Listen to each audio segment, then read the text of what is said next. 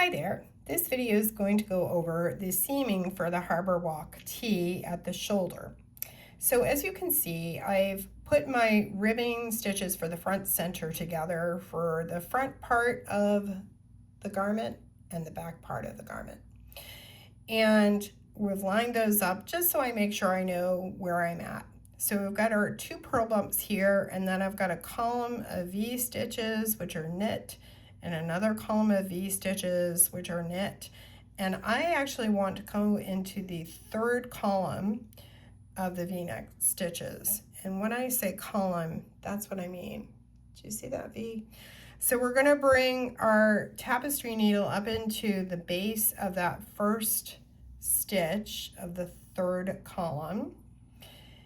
And I'm going to leave a tail that I can weave in. I'm using contrast yarn here just for demonstration purposes. Now when I look at the back part here, I've got my bumps for the purl, and then I've got a couple of knit stitches. We want to actually come into the 3rd column of V stitches. So I'm kind of identifying that with my finger and the needle here so you can see what we're talking about.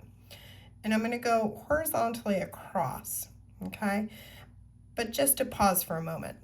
If you look closely, we've got that first column here, the 3rd column here, the 2nd one here, and the 1st one here.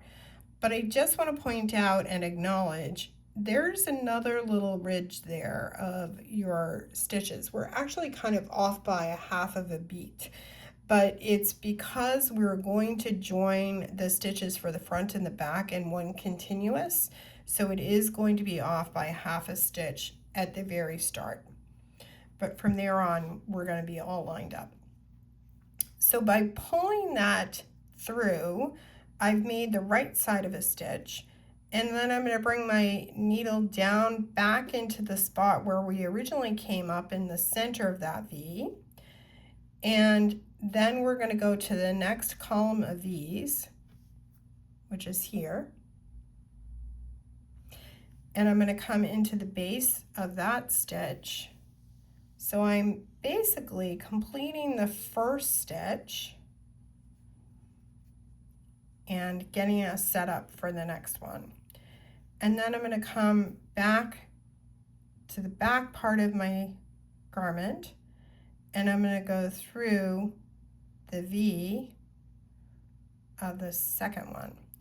Now it looks a little bit full, and part of that is because we're dealing with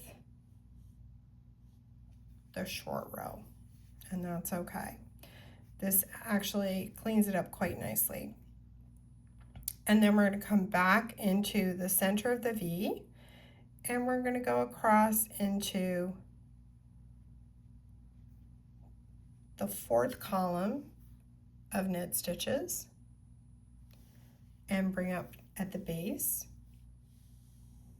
completing that stitch before, and we're going to come just above, and we're going to go right next to the column of stitches on the back part, and we're going to go through those 2 parts of the V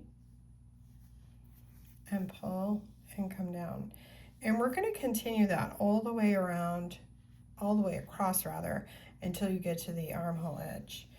And just so you can see, because it looks a little messy with the contrast color, but this is what it looks like when it's finished with the actual color of the yarn, okay? So as you can see, you've got these continuous V's that go straight away. So you can't even really see where the front begins and where the back begins. And this is what it looks like on the other side. So that's it. You can certainly use the mattress stitch if you prefer, but I thought the duplicate stitch seaming is what I call it, was kind of fun, and thought you might like to give it a try.